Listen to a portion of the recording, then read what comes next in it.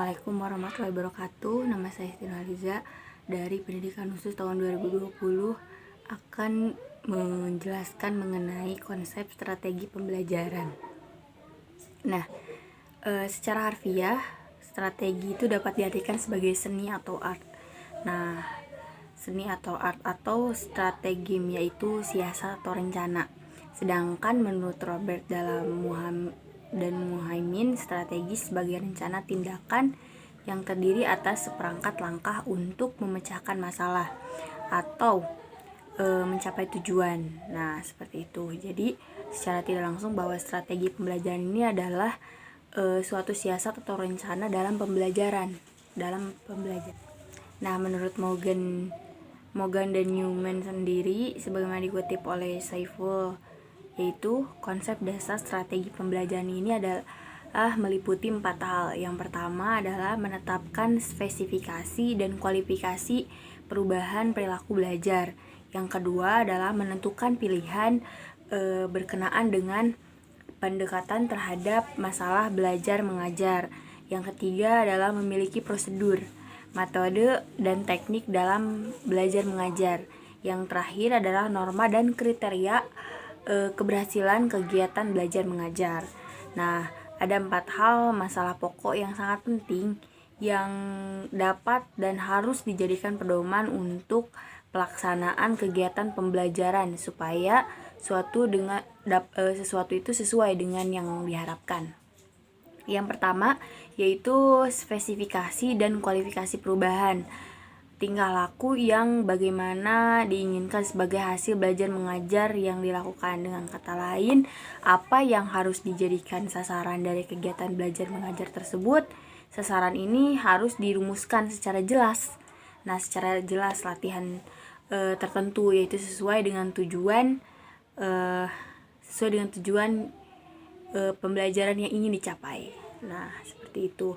Yang kedua adalah memilih cara pendekatan belajar mengajar yang dianggap paling tepat dan efektif untuk mencapai sasaran. Nah, mencari cara pendekatan belajar mengajar ini termasuk dalam strategi pembelajaran dan harus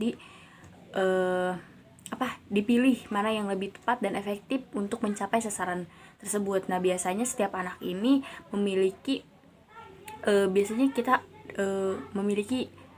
karakter masing-masing. Jadi pendekatannya belajarnya juga biasanya akan berbeda satu dengan yang lainnya.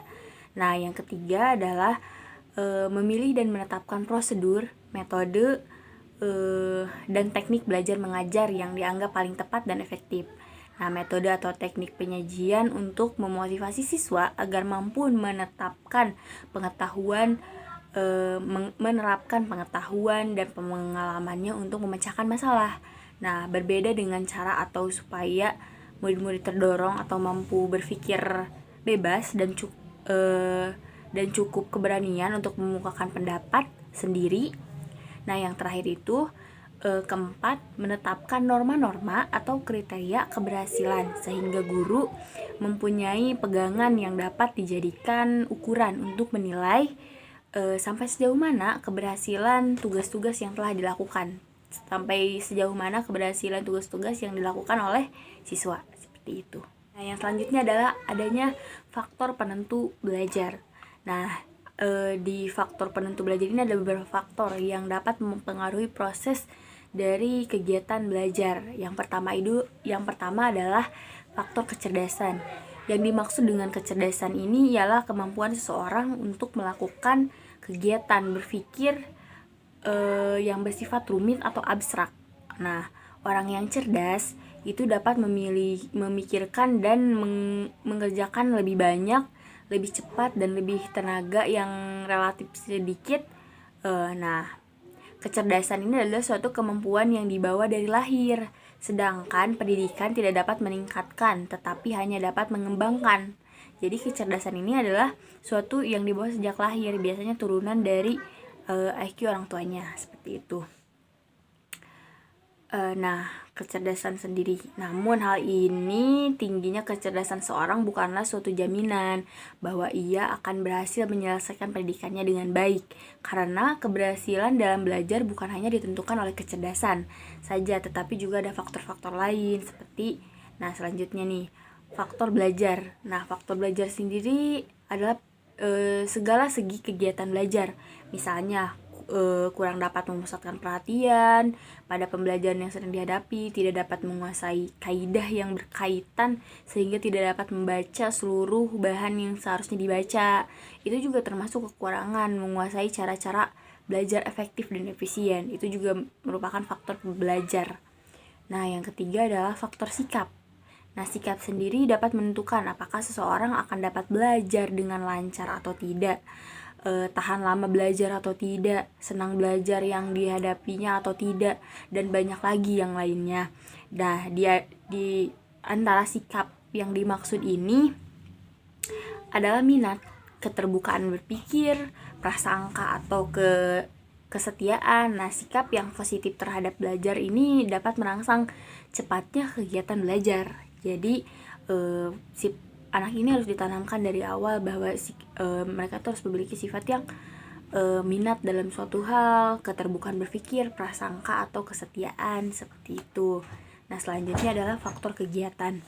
Faktor kegiatan ialah faktor yang ada kaitannya dengan kesehatan, kesegaran jasmani, dan keadaan fisik seseorang. Nah, sebagaimana telah diketahui, badan yang tidak sehat ini membuat konsentrasi berpikir itu terganggu sehingga mengganggu kegiatan belajar. Nah, yang selanjutnya adalah faktor emosi dan sosial.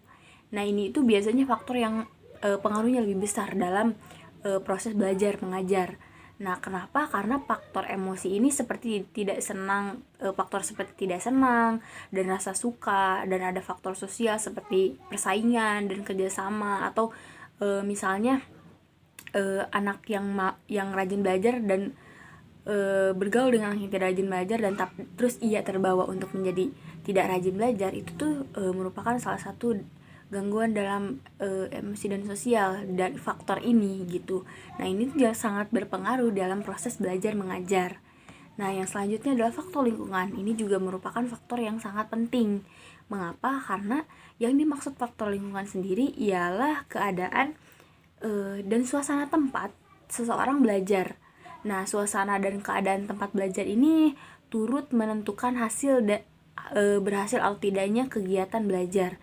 Nah, jika misalnya anak belajar di lingkungan yang tidak mendukung ia untuk belajar berproses, maka hasilnya tidak akan sebagus itu. Maka lingkungan juga sangat berpengaruh dalam proses belajar.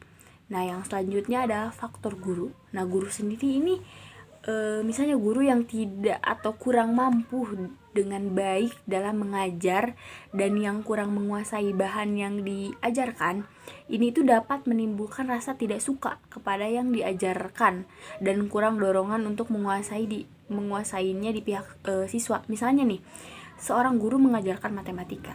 Cara guru itu mengajarkan matematika itu tidak langsung dan tidak menarik misalnya. Terus si anak ini tidak senang dengan pembawaan gurunya, maka si anak ini biasanya tidak akan senang juga dengan pelajaran yang dibawa oleh gurunya, walaupun itu misalnya pelajaran yang mudah, bukan matematika, bukan fisika.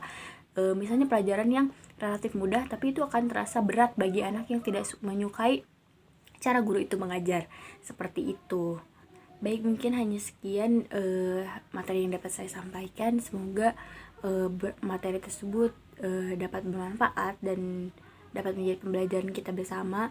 Mohon maaf bila ada kesalahan. Wassalamualaikum warahmatullahi wabarakatuh.